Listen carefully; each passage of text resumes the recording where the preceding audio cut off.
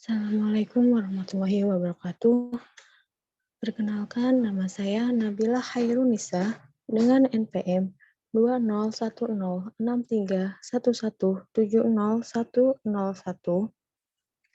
dari kelas 4E Teknik Informatika Fakultas Ilmu Komputer Universitas Singapura Bangsa Karawang. Di sini, saya akan mempresentasikan mengenai proyek ujian akhir semester proses penjadwalan CPU. Pada proses penjadwalan CPU, terdapat beberapa pembahasan. Yang pertama yaitu ada FCFS, yang kedua ada SJF. Untuk SJF ini terbagi menjadi dua, yaitu SJF primitif dan SJF non-primitif. Yang ketiga yaitu ada priority scheduling. Pada priority scheduling juga terdapat dua bagian. Yang pertama yaitu ada PS primitif dan yang kedua ada PS non-primitif. Yang ketiga ada round robin atau RR.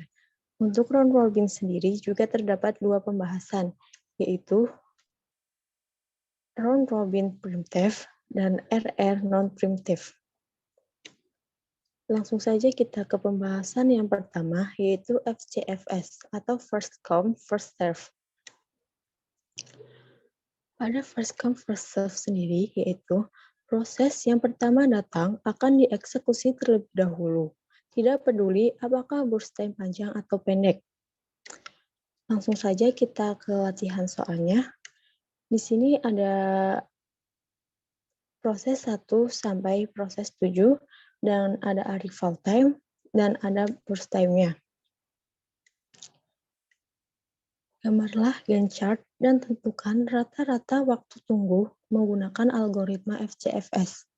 Ingat kembali bahwa FCFS ada kaitannya dengan FIFO atau first in first out, dan dia memiliki analogi yang sama, yaitu pertama muncul akan dieksekusi terlebih dahulu.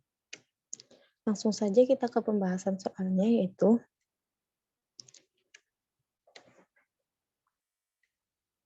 pada waktu ke-0, yaitu ada proses 1 dengan burst time 15. Untuk proses 1 akan dijalankan terlebih dahulu sampai burst time ke-15-nya setelah habis, dikarenakan first come first serve atau yang datang terlebih dahulu akan dieksekusi terlebih dahulu. Pada waktu ketiga, datanglah P2 dengan burst time 13. Akan tetapi kita tetap melanjutkan P1. Pada waktu kelima, datang proses ketiga dengan burst time 10. Pada waktu ke-8, datanglah proses keempat dengan burst time 9. Dan pada waktu ke-9, datanglah P5 dengan burst time-nya 6. Selanjutnya, pada waktu ke-12, datang P6 dengan burst time-nya 4. Pada waktu ke-15, datanglah P7 dengan burst time 1. Nah, untuk P1 telah habis pada waktu ke-15, sehingga proses kedua sampai proses kedua sampai proses ke-7 akan mengalami antrian pada waktu ke-15. Untuk selanjutnya yaitu yang akan diproses yaitu P2, dikarenakan first come first serve. P2 datang terlebih dahulu daripada proses P3 sampai P7, sehingga P2 memiliki burst time 13 sehingga akan selesai pada waktu ke-28. Selanjutnya yaitu akan diproses P3 dan yang akan mengantri yaitu P4, P5, P6, dan P7. Sekarang kita akan memproses yang P3 dengan burst time 10 dan akan habis pada waktu ke-38. Setelah itu, kita akan memproses proses keempat dengan burst time 9. Dan di bawah P4 akan ada antrian P5, P6, dan P7. Sekarang kita akan memproses yang ke P4. P4 diproses dan berjalan sebanyak 9 kali dan berakhir pada waktu ke-47. Waktu ke-47 kita masih ada sisa yaitu P5, P6, dan P7. Untuk proses selanjutnya yaitu P5, karena di antara P6 dan P7, P5 lah yang datang terlebih dahulu. 5 diproses sehingga waktunya yaitu nyampai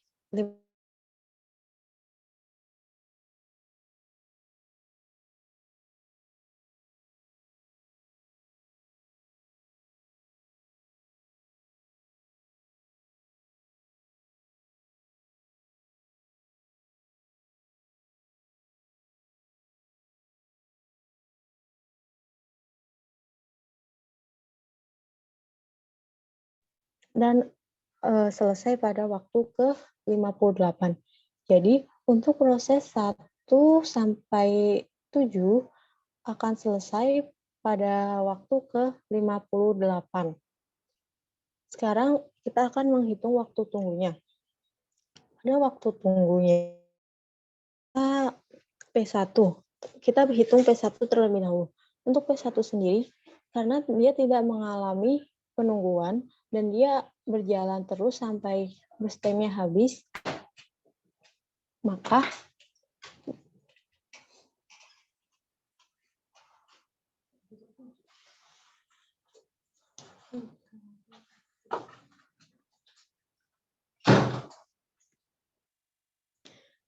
sekarang kita akan menghitung waktu tunggu pada P1. Nah, pada P1 ini, karena dia jalan terus, dia datang pada waktu ke-0 dan jalan terus sampai detik ke-15, maka P1 waktu tunggunya yaitu 0. P2 selesai pada berjalan pada waktu ke-15 dan dia datang pada waktu ketiga yaitu 15 kurangi 3 sama dengan 12. Untuk P3 dia berjalan pada waktu ke-28 dan dia datang pada waktu ke-5 yaitu 28 kurangi 5 yaitu 23. Untuk P4 sendiri dia berjalan pada waktu ke-38 dan datang pada waktu ke-8, yaitu 38 dikurangi 8, sama dengan 30. Untuk P5 sendiri, dia berjalan pada waktu ke-47, dan dia datang pada waktu ke-9. Jadi, 47 kurangi 9, sama dengan 38. Untuk P6 sendiri, dia berjalan waktu 53, dan dia datang pada waktu ke-12, sehingga 53 dikurangi 12 sama dengan 41. Dan untuk yang terakhir yaitu P7. P7 berjalan pada waktu ke-57 dan datang pada waktu ke-15. Sehingga 57 dikurangi 15 sama dengan 42. Sehingga jumlah waktu tunggu yang dihasilkan oleh P1, P2, P3, P4, P5, P6, dan P7 yaitu sebanyak 186. Sekarang kita menghitung rata-rata waktu tunggunya. Menghitung rata-rata waktu tunggunya yaitu 186 dibagi jumlah proses yang ada, yaitu 186 dibagi 7, dan menghasilkan 26,57. Jadi untuk rata-rata waktu tunggu pada algoritma FCFS ini yaitu 26,57 satuan waktu. Selanjutnya yaitu ke materi yang kedua, yaitu sort job first. Pada sort job first terdapat dua, yaitu SJF non-primitif dan SJF primitif. Pada SJF non-primitif, jika proses yang datang memiliki arrival time yang sama, maka bus time yang kecil dan pendek akan dilayani terlebih dahulu. Langsung saja kita menuju ke soalnya. Soalnya masih sama seperti pada soal FCFS. Gambarlah Gantt chart dan tentukan rata-rata waktu tunggu menggunakan algoritma SGF non-preemptive. Langsung saja kita untuk ke pembahasan soalnya.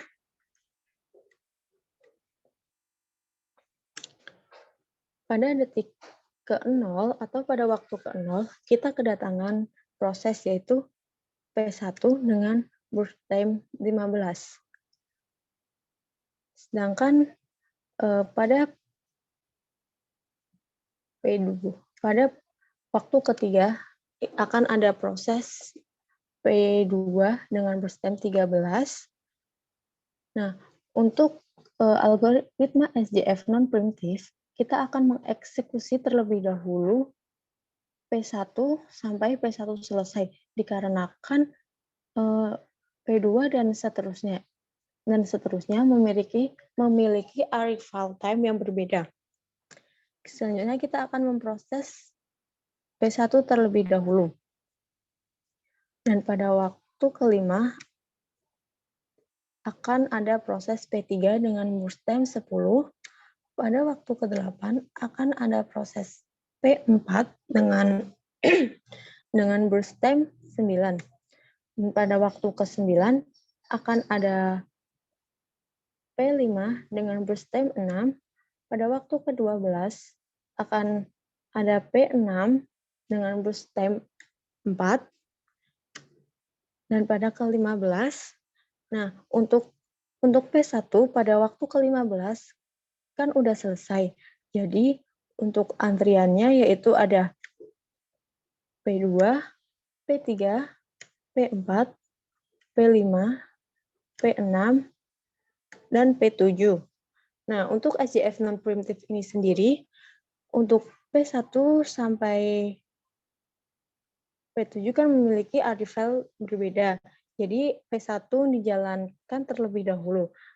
Nah, sedangkan pada waktu ke-15 itu nantinya akan memiliki arrival time sama, yaitu arrival time-nya 15. Maka kita akan mengeksekusi proses dengan burst time yang paling kecil, yaitu kita akan memproses P7 terlebih dahulu, karena dia memiliki burst time 1, yaitu lebih kecil daripada P2 sampai P6. P7 memiliki burst time 1, sehingga akan selesai pada waktu ke-16. Untuk waktu ke-16, akan ada antrian yaitu P2, P3, P4, P5, dan P6. Nah, selanjutnya kita lihat dulu nih, dari P2 sampai P6, mana burst time yang paling kecil, yaitu P6. Maka P6 akan melakukan eksekusi terlebih dahulu. Kita akan mengeksekusi P6 dengan burst time 4. Maka akan selesai pada waktu ke-20. Setelah P6 dieksekusi, maka akan ada antrian yaitu P2, P3, P4, dan P5. Untuk selanjutnya kita akan mengeksekusi proses P5 dikarenakan P5 memiliki burst time lebih kecil daripada yang lainnya. P5 akan dieksekusi sebanyak 6 waktu, maka akan selesai pada detik ke-26. Nah, untuk waktu ke-26 ini akan ada proses P2, P3, dan P4. Selanjutnya P4 akan diproses dan akan berhenti pada waktu ke-35. Akan ada antrian P2 dan P3. P2 dan P3 ini memiliki burst time yang berbeda. P3 memiliki burst time yang lebih kecil daripada P2, sehingga P3 akan melakukan proses terlebih dahulu. P3 dengan burst time 10 itu akan selesai pada waktu ke-45, sehingga pada waktu ke-45 sisa P2 dengan burst time 13. Setelah itu P2 akan dijalankan dan akan selesai pada waktu ke-58. Seperti algoritma FCFS sebelumnya, waktunya akan selalu 58. Selanjutnya kita akan menghitung waktu tunggunya. Untuk waktu tunggunya P1, dikarenakan P1 berjalan hingga burst time habis, maka waktu tunggu P1 yaitu 0. Untuk P2, dia berjalan pada waktu ke-45 dan dia datang pada waktu ketiga, maka waktu tunggunya yaitu 42. Untuk P3, waktu tunggunya 30, P4, waktu tunggunya 18, P5, waktu tunggunya 11, P6, waktu tunggunya 4. Dan untuk P7, karena dia tidak menunggu, dia datang pada waktu ke-15 dan dia dieksekusi pada waktu ke-15 juga, maka dia akan memiliki waktu tunggu yaitu 0. Untuk jumlah waktu tunggunya,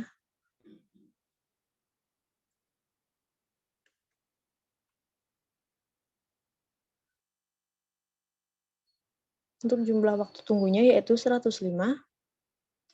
Jadi, rata-rata waktu tunggu yaitu 105 dibagi semua proses yaitu 1 sampai 7 dibagi, berarti 105 dibagi 7 yaitu 15. Selanjutnya yaitu ada EGF primitive. EGF primitive sendiri yaitu jika proses yang sedang dikerjakan ada proses lain yang datang di mana BT-nya lebih kecil dari sisa waktu proses yang sedang dijalankan, maka proses lain ini akan dikerjakan terlebih dahulu dan sisa proses tadi dikembalikan ke ready queue. Langsung saja kita ke soalnya, yaitu sebagai berikut. Soalnya masih sama seperti soal sebelumnya.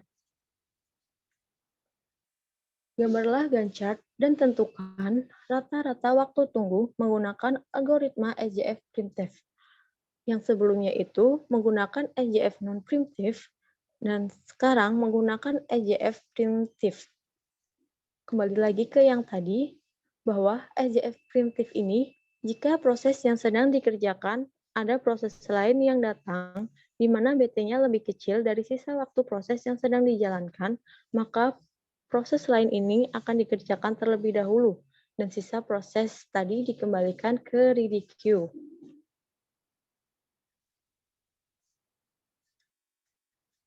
Langsung saja kita ke pembahasan soalnya. Soalnya masih sama seperti sebelumnya. Kita gambarkan Gantt chart-nya. Pada waktu ke-0 akan datang P1 dengan burst time 15.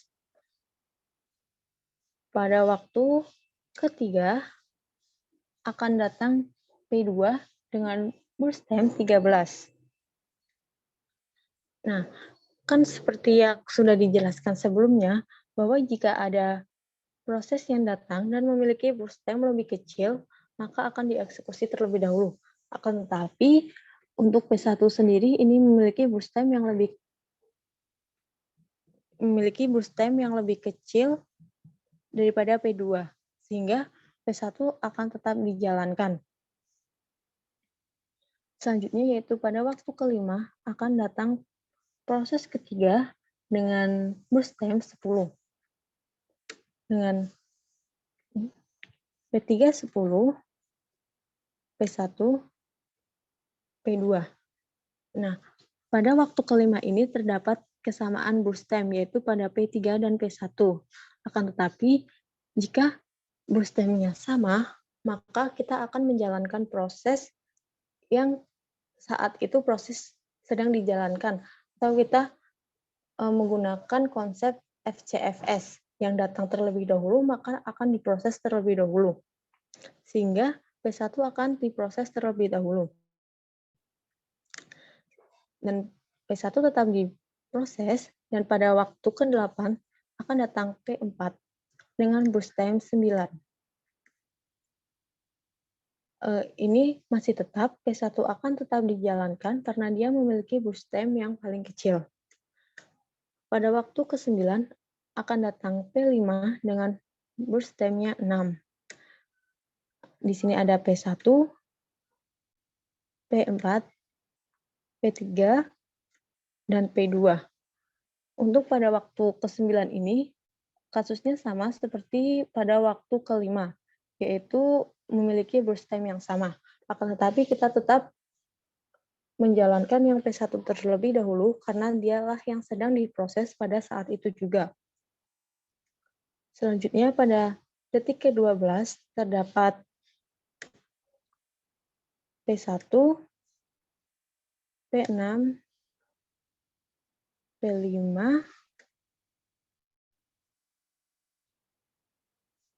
P4, P3, dan P2.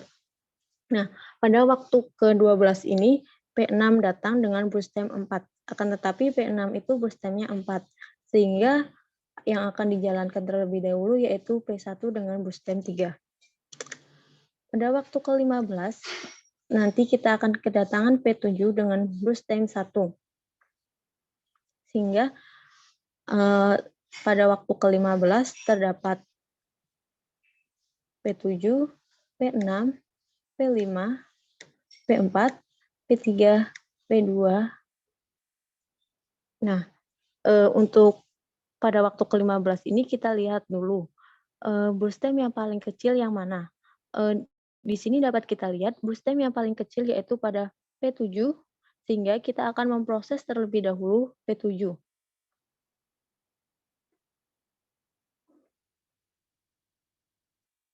P7 akan diproses hingga selesai pada waktu ke-16.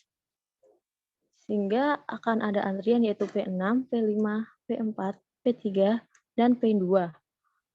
Selanjutnya kita akan memproses P6 dengan burst time 4 dan selesai pada waktu ke-20. Sehingga kita akan ada antrian P5, P4, P3, dan P2. Di sini P5 memiliki burst time paling kecil, yaitu 6, sehingga P5 akan diproses terlebih dahulu. P5 memiliki burst time 6, sehingga selesai pada waktu ke-26. Sehingga akan ada antrian P4, P3, dan P2.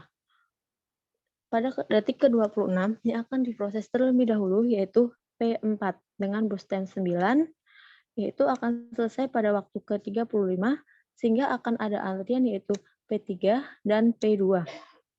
Selanjutnya yang akan diproses yaitu P3.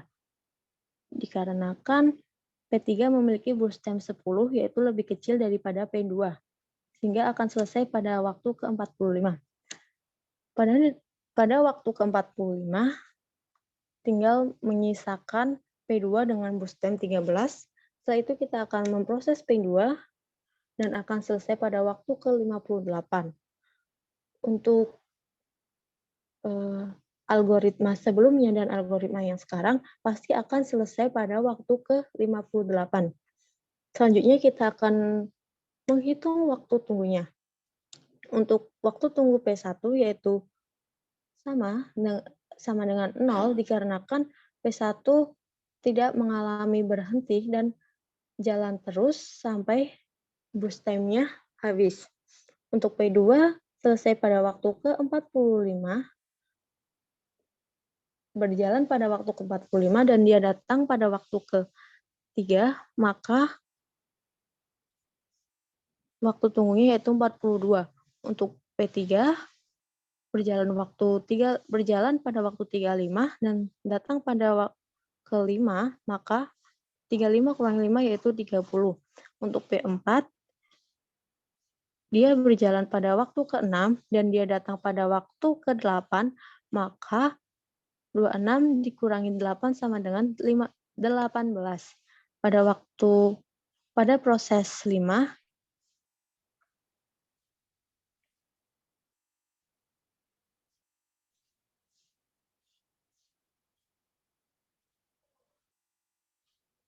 maaf di sini ada sedikit kesalahan. Seharusnya untuk P5 ini 20. Untuk P5 berjalan pada waktu 20, sehingga 20 dikurangi 9 sama dengan 11. Sebelumnya mohon maaf ada kesalahan penulisan. Akan tetapi untuk hasilnya tetap sama. Untuk P6 sendiri, dia selesai pada waktu 16 sehingga dikurangi 12 sama dengan 4. Untuk P7 sendiri, dia tidak mengalami antrian sehingga P7 waktu tunggunya 0. Sehingga jumlah keseluruhan waktu tunggu yaitu 105. Sekarang kita menentukan rata-rata waktu tunggunya. Untuk rata-rata waktu tunggunya yaitu waktu tunggu dibagi semua proses, jumlah semua proses yaitu 105 dibagi 7 sama dengan 15 satuan waktu. Untuk EJF primitif dan EJF non-primitif pada soal yang saya buat ini ternyata memiliki rata-rata waktu tunggu yang sama, yaitu 15 satuan waktu. Materi selanjutnya yaitu priority scheduling. Pada priority scheduling juga terdapat dua, yaitu PS non-primitif dan PS primitif. Yang akan kita bahas pertama yaitu priority scheduling non-primitif. PS non-primitif sendiri melakukan proses yang memiliki prioritas tertinggi, dan setiap proses memiliki prioritas masing-masing. Dan jika prioritas sama, maka ditentukan dari FCFS. Jadi, intinya tuh untuk priority scheduling, yaitu akan ada prioritasnya. Prioritasnya itu tergantung pada soalnya. Dan jika prioritasnya sama, maka akan ditentukan oleh FCFS atau first come first serve, di mana yang datang duluan, maka yang akan dieksekusi duluan. Nah, untuk priority scheduling ini, kita tidak terlalu berpacu kepada burst time-nya. Lanjut saja ke soalnya. Di sini ada beberapa soal, mulai dari P1, P2, P3, P4, P5, P6, dan P7, dengan mempunyai arrival time dan burst time-nya sendiri-sendiri, dan di sini juga akan ada tambahan priority-nya. Soalnya itu, gambarlah Gantt chart dan tentukan rata-rata waktu tunggu menggunakan algoritma PS non-primitif. Langsung saja kita ke pembahasan soalnya. Di sini ada Gantt chart, di sini ada CPU, dan di bawah sini ada RQ. Langsung saja, untuk waktu ke 0 ini akan datang P1 dengan burst time 15 dan priority 3. Nah, P1 ini belum ada temennya gitu. Maksudnya dia masih sendiri, jadi untuk P1 ini akan dijalankan terlebih dahulu. P1 akan dijalankan sampai ke waktu ketiga, sehingga nantinya P1 akan menyisakan burst time 12. Nah, pada waktu ketiga, datanglah P2 dengan burst time 13 dan priority-nya 1. Nah, untuk P1 dan P2 memiliki priority yang beda-beda, sehingga yang akan dijalankan duluan yaitu memiliki prioritas yang utama, yaitu 1. Lalu P2 dijalankan pada P5, nanti pada waktu kelima, nanti akan datang P3, sehingga P2 menyisakan 11. P3 datang dengan burst time 2 dan prioritasnya P3 datang dengan burst time 10 dan prioritasnya 2. Ini ada tunggu P1. Selanjutnya pada waktu ke-8 P4 datang. Akan tetapi di sini kan P4 prioritasnya 2. Nah, nantinya yang akan dijalankan terlebih dahulu yaitu P2. Dan yang mengantri yaitu ada P3, P4, P1,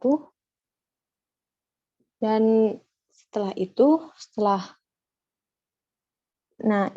itu P2 akan dieksekusi kembali ke 9.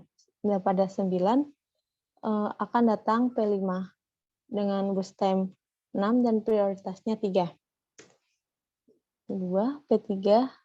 P3 masuk ke antrian, P4 juga, P1, dan P5.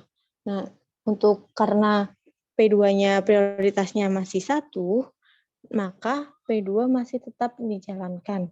Sedangkan yang mengantri yaitu ada P3, P4, P1, dan P5. Pada waktu ke-12, P6 akan datang. P6 dengan burst time 4 dan prioritasnya 2. Maka P2 nantinya akan tetap dijalankan terlebih dahulu.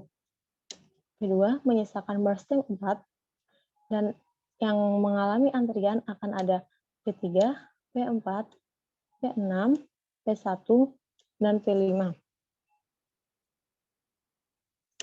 Pada waktu ke-15, di sini nanti akan ada yang datang, yaitu P7 dengan burst time 1 dan prioritasnya 1. Di sini ada P2, P7, P3, P4, P6, P1, dan P5. Nah, di sini ada kasus bahwa prioritasnya sama. Nah, jika prioritasnya sama, maka kita akan mengutamakan yang sedang berjalan, atau kita menggunakan analogi FCFS, yaitu pertama datang akan dieksekusi terlebih dahulu, yaitu kita akan mengeksekusi terlebih dahulu P2, sehingga P2 akan berjalan satu kali kembali, yaitu ke 16. Sehingga pada antriannya ada P7, P3, P4, P6, P1, dan P5. Nah, di sini pada antrian waktu ke-16 kita melihat bahwa prioritas paling utama yaitu ada P7. Setelah itu P7 akan dijalankan dan berhenti pada waktu 17. Untuk waktu 17 ini dikarenakan P7 kan burst time-nya 1, sehingga akan berjalan satu kali ke 17. Sehingga yang dalam antrian yaitu P3, P4, P6, P1, dan P5. Setelah itu kita kembali ke kasus tadi ya. Untuk misalnya kan prioritasnya sama, yaitu ada P3, P4, P6 memiliki prioritas 2. Maka yang akan kita jalankan yaitu yang pertama kali datang, yaitu P3. Kita akan menjalankan P3 sebanyak 10 kali, sehingga akan selesai pada waktu ke-27. Sehingga pada waktu ke-27 akan menyisakan P4, P6, P1, dan P5.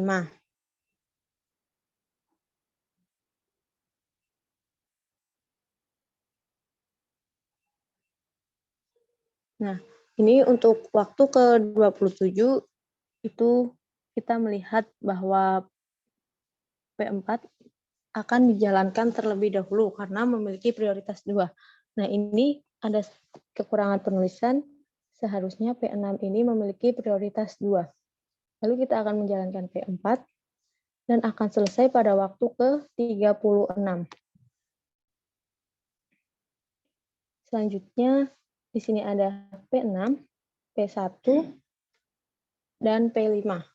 Nah, nantinya P6 ini akan dijalankan dan P1 dan P5 akan masuk ke dalam antrian. P6 ini akan dijalankan terlebih dahulu karena memiliki prioritas 2. P6 akan berhenti pada waktu ke-40. Selanjutnya menyisakan P1 dan P5. P1 dan P5 ini kasusnya sama seperti tadi, yaitu memiliki prioritas yang sama.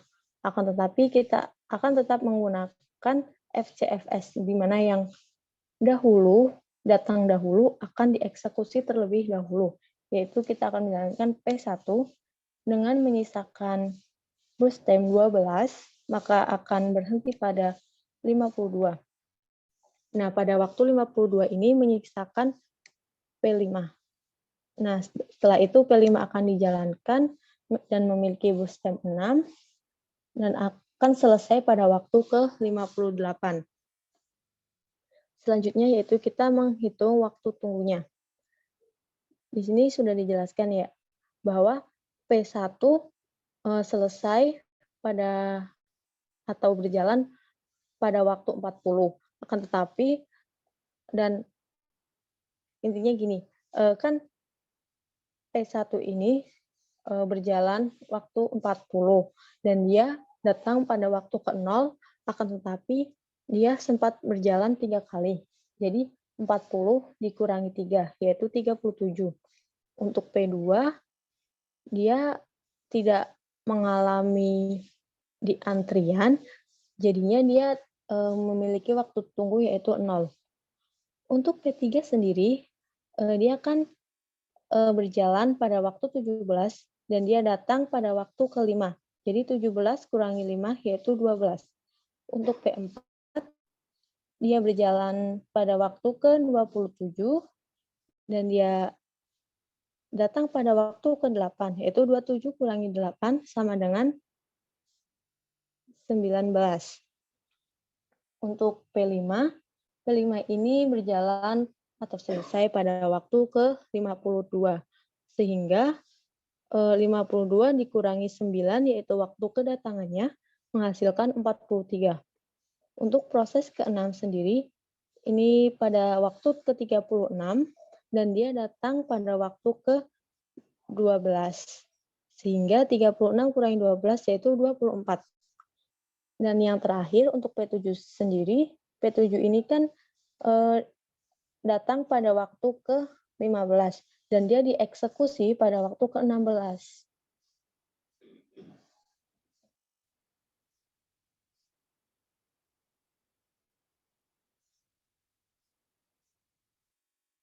Sehingga untuk kan dia P7 ini datang waktu ke-15 dan dieksekusi pada waktu ke-16. Sehingga akan seharusnya ini 16 dikurangi 15 sama dengan 1. Sehingga jumlah keseluruhan waktu tunggu yaitu 136. Selanjutnya kita menghitung rata-rata waktu tunggu.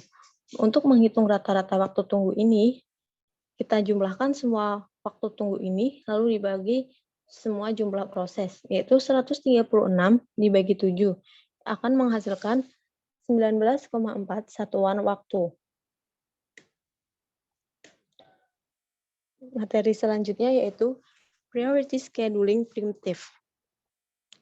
Pada Priority Scheduling Primitive atau PS Primitive, sama halnya dengan PS Non-Primitive, yaitu melakukan proses yang memiliki prioritas tertinggi.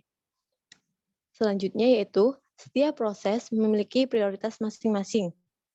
Dan yang terakhir, jika prioritas sama, maka ditentukan dari BT yang lebih kecil.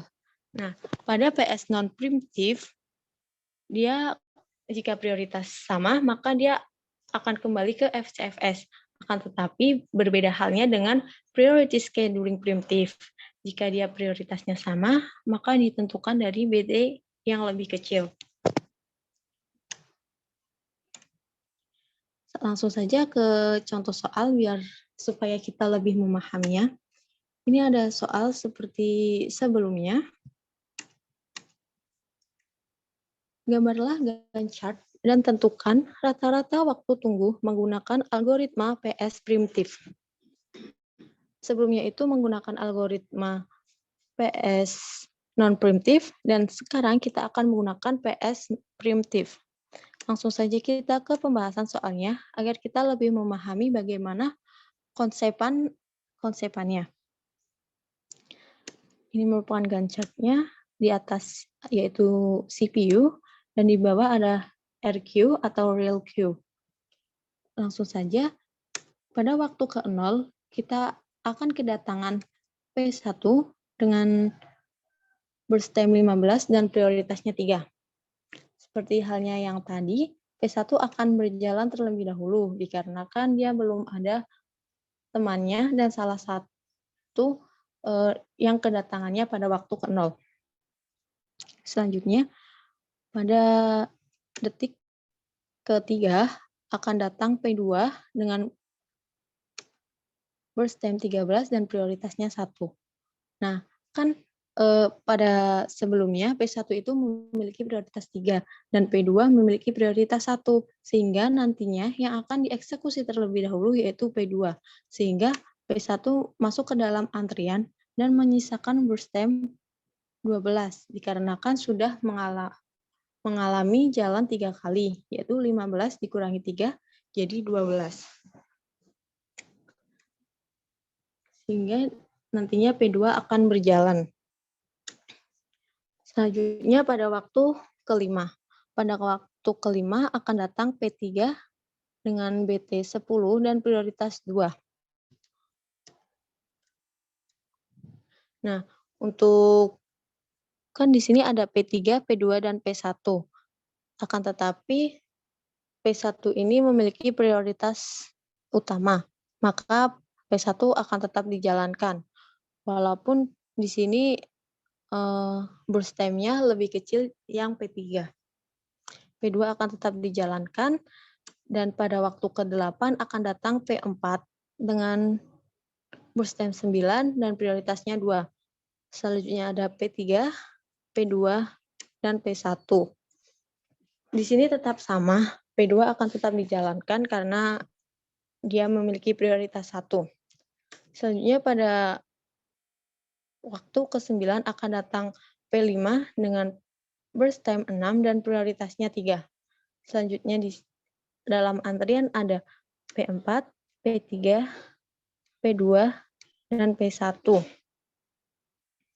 Selanjutnya P2 akan tetap dijalankan ya teman-teman. Soalnya P2 juga prioritasnya masih 1 gitu.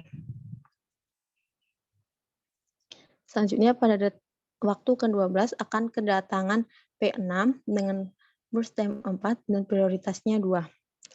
Sehingga ada P6, P5, P4, P3, P2, dan P1. Oh iya, kan tadi di sini P2 pada waktu ke-9 itu memiliki burst time 7. Dan pada saat ke-12 dia burst time-nya tersisa 4 karena sudah berjalan sebanyak 3 kali. Selanjutnya yaitu pada waktu ke-15 akan kedatangan P7 dengan burst time dan priority-nya 1. Dan masuk dalam antrian ada P6, P5, P4, P3, P2 yang nantinya akan dijalankan, dan P1. Nah, untuk P7 dan P2 ini kan memiliki burst time dan prioritas sama. Akan tetapi kita akan tetap menjalankan yang P2 karena P2 itu sendiri sudah berjalan. Sudah dan sedang berjalan. Jadi kita mementingkan yang P2. Selanjutnya P2 akan berhenti pada waktu ke-16. P2 ini udah selesai. Selanjutnya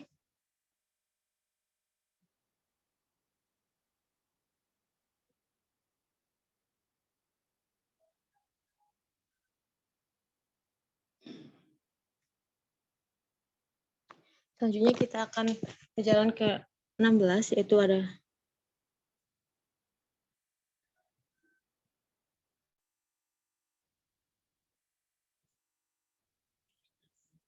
pada waktu ke-16 kita tersisa P7, P6, P5, P4, P3, dan P1. Karena P7 memiliki prioritas yang tinggi atau prioritas 1, maka P7 akan dijalankan terlebih dahulu. Maka P7 akan selesai dan pada waktu ke-17 menyisakan P6, P5, P4, P3, dan P1. Nah, pada waktu ke-17 ini kan ada beberapa prioritas yang sama seperti P6, P4, dan P3. Nah, pada priority scheduling primitive ini dia akan mengutamakan burst time yang lebih kecil. Nah, misalnya kan P6 dan P4 itu memiliki prioritas yang sama. Akan tetapi nanti yang akan dijalankan terlebih dahulu yaitu P6 karena dia memiliki burst time 4, sedangkan P4 kan memiliki burst time-nya 9. Lalu kita akan menjalankan P6, lalu P6 selesai, pada detik ke-21 akan menghasilkan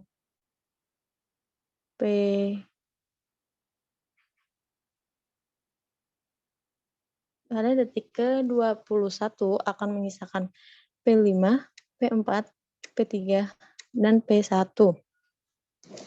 Ini juga sama ya, P3 dan P4 memiliki prioritas yang sama dan kita akan menjalankan terlebih dahulu P4 karena dia memiliki burst time yang lebih kecil. P4 akan selesai pada waktu ke-30, sehingga pada waktu ke-30 akan menyisakan P5, P3, dan P1. Selanjutnya yaitu akan dieksekusi yaitu P3 karena dia memiliki prioritas yang lebih utama. Sehingga P3 akan dijalankan. P3 ini memiliki burst time 10 sehingga akan selesai pada waktu ke-40. Sehingga pada waktu ke-40 akan menyisakan P5 dan P1. Untuk P5 dan P1 ini sendiri kan sisanya prioritasnya sama-sama 3.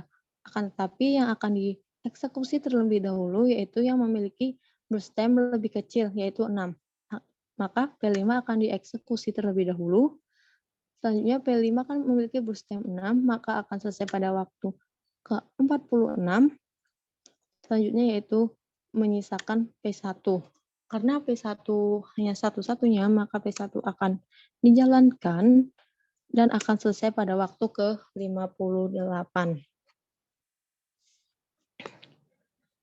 Setelah kita membuatkan chart-nya, lalu kita menentukan waktu tunggunya.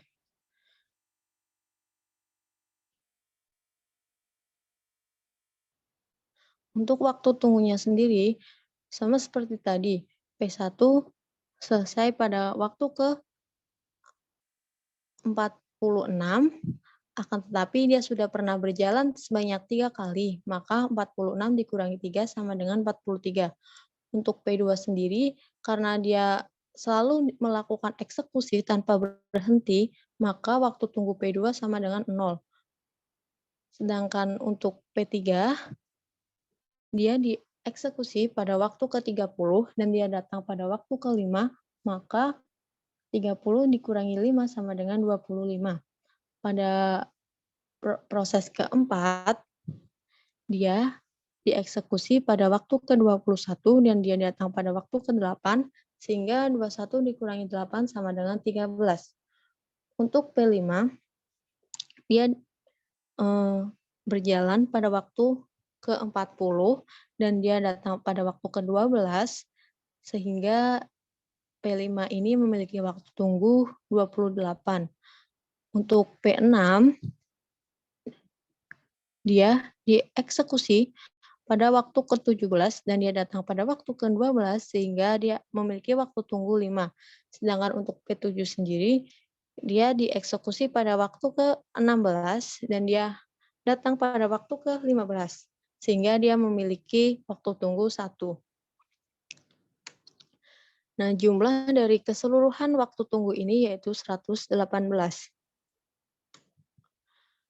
Untuk rata-rata waktu tunggunya yaitu 118 dibagi 7, sehingga menghasilkan 16,85 satuan waktu.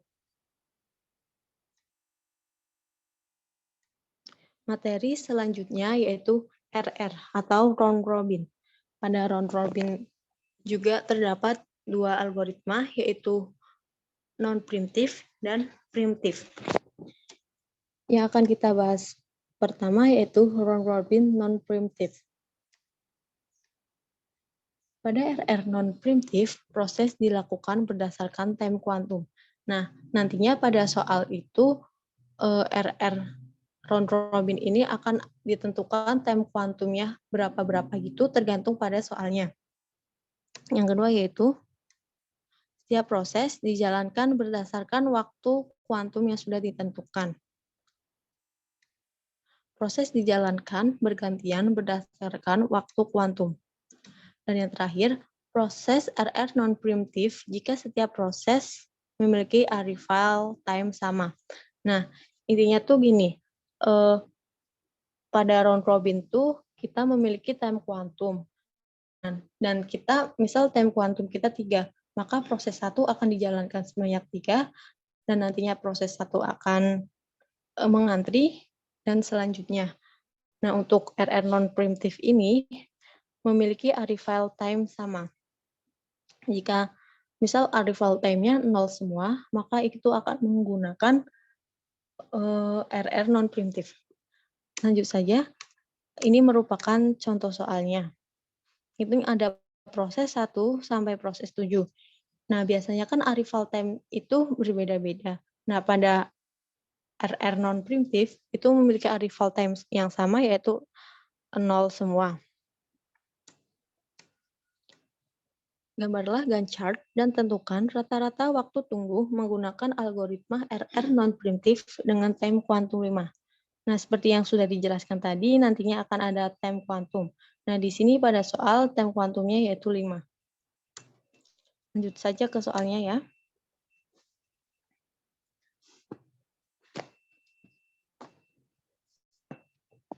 Nah, pada soal selanjutnya begini, lalu kita akan menggambarkan Gantt chart-nya.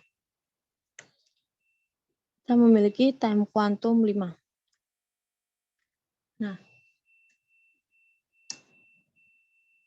pada waktu ke-0, ini akan berdatangan semua, yaitu P1 dengan BT15, P2 13, P3 10, P4 9, P5 6, P6 4, dan P7 1. Nah, kita kan memiliki time kuantum 5. Maka ini P1 akan kita jalankan terlebih dahulu sampai waktu ke-5. Yaitu nantinya menyisakan P2, P3, P4, P5, P6, dan P7. Nah, untuk P1 ini sendiri masuk ke antrian di bawah P7 dan burst time sisanya yaitu 10 karena sudah berjalan sebanyak 5 kali. Selanjutnya yaitu yang akan dieksekusi P2 akan dijalankan sebanyak 5 kali ke 10. Nah, setelah itu akan ada P3, P4, P5, P6, P7, P1, dan P2. Nah, untuk P2 ini kan sudah berjalan sebanyak 5 kali. Jadi sisa burst time-nya yaitu 8. Selanjutnya yaitu ada P3. P3 ini akan dieksekusi sebanyak 5 kali dan nantinya akan menyisakan burst time sebanyak 5 dan akan mengantri kembali. Nah, di sini ada P4, P5, P6, P7, P1, P2, dan P3 yang baru saja mengantri. Selanjutnya yang akan dieksekusi yaitu P4. P4 akan berjalan sebanyak 5 kali dan nantinya akan menyisakan burst time sebanyak 4. Nah, di sini akan ada P5, P6, P7, P1, P2, P3, dan P4 dengan menyisakan burst time 4 karena sudah berjalan sebanyak 5 kali. Selanjutnya di sini ada P5 yang akan dijalankan. P5. Nah, untuk intinya itu untuk RR non-primitif ini berjalannya tuh berurutan dari P1, P2, P3, P4, P5, P6, P7. Itu akan dijalankan secara berurutan dan berjalannya tuh sebanyak 5 kali 5 kali. Dan jika belum selesai, maka akan mengantri ke bawahnya lagi. Ini lanjut untuk P5. P5 nanti akan menyisakan burst time 1. Dan di sini ada P6, P7, P1, P2, P3, P4, dan P5. Nah, ini untuk P6 kan kita akan jalankan. Dan P6 ini memiliki burst time sebanyak 4. Sehingga P6 akan selesai pada waktu ke-29. Sehingga dalam antrian yaitu ada P7, P1, P2, P3, P4, dan P5. P7 juga akan dieksekusi terlebih dahulu. Nah, karena burst time P7 itu cuma 1, maka P7 akan selesai pada waktu ke-30. Sehingga akan menyisakan P1, P2, P3, P4, dan P5. Ini untuk P1 akan dijalankan kembali menuju ke 35 dan P1 nantinya akan mengantri kembali. Di sini ada P2, P3, P4, P5, dan P1 dengan menyisakan burst time 5. Selanjutnya P2 akan dijalankan, lalu P2 akan dijalankan sebanyak 5 kali dan akan nanti pada waktu ke-40. sehingga menyisakan P3, P4, P5, P1, dan P2 dengan sisa bar stem 3. Selanjutnya yang akan dieksekusi yaitu P3. P3 ini sisa bar stemnya 5, berarti cukup untuk selesai gitu ya. Jadi P3 akan selesai pada waktu ke-45 hingga menyisakan P4, P5, P1, dan P2. Selanjutnya yaitu ada P4. P4 akan dieksekusi. P4 ini memiliki stem 4 sehingga P4 akan berhenti pada waktu ke-49. Sehingga pada waktu ke-49 menyisakan P5, P1, dan P2. Untuk selanjutnya yaitu P5 menyisakan 1, P5 akan dijalankan. Karena P5 menyisakan bar stem 1, maka P5 akan berhenti pada waktu ke-50. Sehingga pada waktu ke-50 tinggal menyisakan P1 dan P2. Selanjutnya P1 akan dijalankan sebanyak 5 kali karena sisa bar stemnya 5, maka P1 akan selesai pada waktu ke-55. Selanjutnya pada waktu ke-55 tinggal menyisakan P2 dengan sisa bar stem 3, lalu kita akan dijalankan. Lalu P2 ini akan selesai pada ke-58 karena dia menyisakan bar stem 3. Setelah kita menyelesaikan Gantt chart-nya, lalu kita menghitung waktu tunggunya. Untuk menghitung waktu tunggunya, seperti yang sudah dilakukan sebelumnya, yaitu menghitung waktu tunggu. Untuk P1 sendiri, dia selesai pada waktu ke-50. Nah, akan tetapi P1 ini sudah berjalan sebanyak 2 kali, sehingga P1 ini sudah berjalan sebanyak 10 kali, yaitu 50 kurangi 10 menghasilkan 40. Jadi waktu tunggu untuk P1 yaitu 40. Untuk waktu tunggu P2 ini selesai pada waktu ke-55. Akan tetapi dia sudah pernah melakukan perjalanan 2 kali atau sama dengan 10 waktu, sehingga 55 kurangi 10 sama dengan 45. Untuk P3 sendiri, P3 ini selesai pada waktu ke-40 dan dia sudah pernah berjalan sebanyak 2 kali, sehingga 2 dikali 5 yaitu 10, sehingga P3 untuk P3 ini sudah mengalami berjalan 1 kali, sehingga 40 dikurangi 5 sama dengan 35. Untuk P4 selesai pada waktu ke-45 dan dia pernah berjalan sebanyak 5 waktu, jadi 45 kurangi 5 sama dengan 40. Dan untuk P5 ini selesai pada waktu ke-49 dan sudah berjalan sebanyak 5 waktu, sehingga P5 ini 49 kurangi 5 yaitu 44. Nah, untuk P6 ini selesai pada waktu ke-25 dan dia tidak mengalami perjalanan sebelumnya, sehingga 25 kurangi 0 sama dengan 25. Begitupun dengan P7 yang selesai pada 29 dan dia belum pernah mengalami perjalanan, sehingga 29 kurangi 0 sama dengan 29. Sehingga jika dijumlahkan, waktu tunggu yang dihasilkan yaitu 25,8. Sekarang kita akan menentukan rata-rata waktu tunggu dengan cara yaitu jumlah waktu tunggu akan dibagi jumlah proses yang ada, yaitu 258 dibagi 7 sama dengan 36,85. Materi selanjutnya yaitu round robin primitif atau RR primitif. Pada RR primitif, proses dilakukan berdasarkan time kuantum. Setiap proses dijalankan berdasarkan waktu kuantum yang sudah ditentukan. Proses dijalankan bergantian berdasarkan waktu kuantum. Dan yang terakhir yaitu proses RR primitif proses memiliki arrival time tidak sama.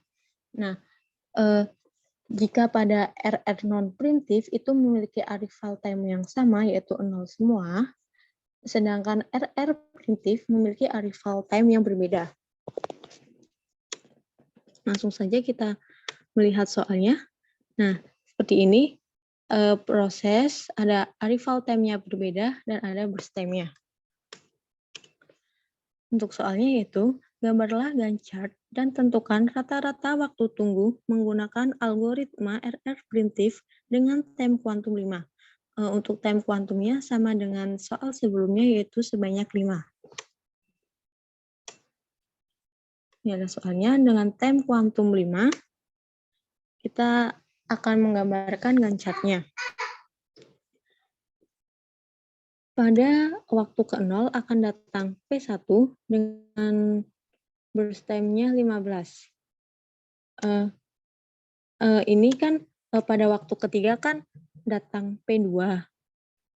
Akan tetapi P1 dijalankan terlebih dahulu karena menunggu 5 kali. Jadi P1 akan dijalankan sampai waktu ke-5, baru nantinya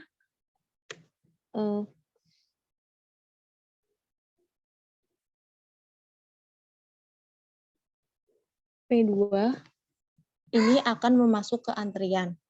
Nah, pada waktu ke-5 juga terdapat kedatangan P3 sehingga untuk waktu ke-5 ini terdapat 2 antrian yaitu P3 dan P1. Nah, saat P2 mengalami proses, akan datang pada waktu ke-8 akan datang P4 dan pada waktu ke-9 akan datang P5. Akan tetapi P2 ini akan tetap menjalankan proses terlebih dahulu sampai time kuantum 5 yaitu sampai ke 10. Sehingga pada waktu ke-10 P2 akan burst time-nya tersisa 8 dan di sini ada P3, P1, P4 dan P5. P4 dan P5 ini akan mengantri di bawah P1. Lalu P3 akan dijalankan dan pada saat P3 berjalan pada waktu ke-12 P6 akan datang. Dan pada waktu ke-15 nantinya juga P7 akan datang dengan burst time 1. Sehingga pada waktu ke-15 akan ada P1, P4, P5, P2, P6, P7, dan P3. Nah, di sini prosesnya sudah ada semua, sehingga nantinya ke depannya akan berjalan sebanyak 5 waktu. Pada waktu ke-15 ini, kita menyisakan P1, P4, P5, P2, P6, P7, dan P3. Dan kita akan menjalankan P1 sebanyak 5 kali. Nantinya akan berhenti pada waktu ke-20. Nah, untuk pada waktu ke-20, P1 akan berhenti, dan P1 nantinya akan menyisakan burst time sebanyak 5 kali. Dan pada waktu ke-20 akan menyisakan yaitu P4, P5, P2, P6, P7, P3, dan P1 dengan sisa burst time 5. Selanjutnya yang akan dijalankan atau dieksekusi yaitu P4. P4 akan berjalan sebanyak 5 kali dan nantinya akan menyisakan burst time sebanyak 4. Dan pada waktu ke-25 akan menyisakan proses P5, P2, P6, P7, P3, P1, dan P4. Pada waktu ke-25 ini proses yang akan dieksekusi yaitu P5 dan akan berjalan sebanyak 5 waktu dan berakhir pada waktu ke-30. Dan P5 ini nantinya akan menyisakan burst time sebanyak 1 kali. Dan pada waktu 30 akan menyisakan proses yaitu P2, P6, P7, P3, P1, P4, dan P5 masuk ke dalam antrian dan memiliki burst time 1. Pada waktu ke-30, proses yang akan dijalankan yaitu P2. Nah, nantinya P2 ini akan berjalan sebanyak 5 kali menuju 35. Sehingga nantinya P2 ini akan menyisakan bar stem sebanyak 3 kali. 35. Nah, nantinya P2 ini akan mengantri kembali ke bawah. Sehingga pada 35 ini terdapat P6, P7, P3, P1, P4, P5, dan P2. Prosesnya akan dieksekusi selanjutnya yaitu ada P6. P6, karena sisa bar stemnya 4, maka P6 akan berjalan sebanyak 4 kali sampai ke waktu 39. Nah, waktu 39 ini P6 sudah selesai. Dan menyisakan P7, P3, P1, P4, P5, dan P2. Nah, pada waktu ke-39 ini, P7 akan dieksekusi dan berjalan sebanyak 1 karena dia menyisakan burst time 1, yaitu berjalan sebanyak 1 waktu pada ke-40. Dan waktu ke-40 ini menyisakan P3, P1, P4, P5, dan P2. Nah, proses yang akan dijalankan selanjutnya yaitu ada P3. P3 akan berjalan sebanyak 5 kali, dan nantinya P3 ini akan selesai. Berjalan 5 kali sampai waktu ke-45. Pada waktu ke-45 akan ada sisa proses yaitu P1, P4, P5, dan P2. Nah, untuk ini nantinya kan akan dijalankan kembali yaitu P1 sebanyak 5 kali yaitu ke 50, dan nantinya P1 ini akan selesai berproses dan menyisakan P4, P5, P2. Selanjutnya yaitu ada P4 yang akan berjalan. P4 akan berjalan sebanyak 4 waktu, yaitu sampai ke waktu 54, dan menyisakan proses P5 dan P2. Selanjutnya yang berjalan ada P5, berjalan sebanyak 1 kali, yaitu sampai ke 55. Nah, pada waktu ke-55 ini akan menyisakan 1 proses, yaitu P2 sebanyak 3 bar stem. Nah, P2 akan dijalankan sebanyak 3 bar stem dan akan selesai pada waktu ke-58. Sehingga proses berjalan sebanyak waktunya yaitu 58. Kita menggambarkan Gantt chart-nya, lalu kita menghitung waktu tunggunya. Untuk waktu tunggu P1 datang pada waktu ke-0 dan dia selesai pada waktu ke-45, tetapi dia sudah melakukan perjalanan sebanyak 2 kali atau 10, yaitu waktu tunggunya yaitu 35. Untuk P2 memiliki waktu tunggu, dia selesai pada 55 dan dia datang pada waktu ke-3 dan dia sudah berjalan sebanyak 2 kali, sehingga 3 ditambah 2 dikali 5 yaitu 13, sehingga dia memiliki waktu tunggu 42. Untuk P3 sendiri ini memiliki waktu tunggu 30, P4 memiliki waktu tunggu 37 dikarenakan P4 selesai pada waktu ke-50 dan dia datang pada waktu ke-13, dan P4 ini mengalami perjalanan sebanyak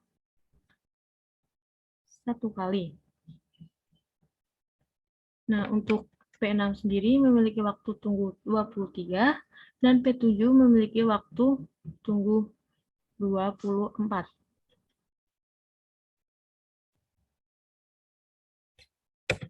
Sehingga jumlah dari waktu tunggu tersebut yaitu 231 dan kita mendapatkan rata-rata waktu tunggunya yaitu 33 satuan waktu.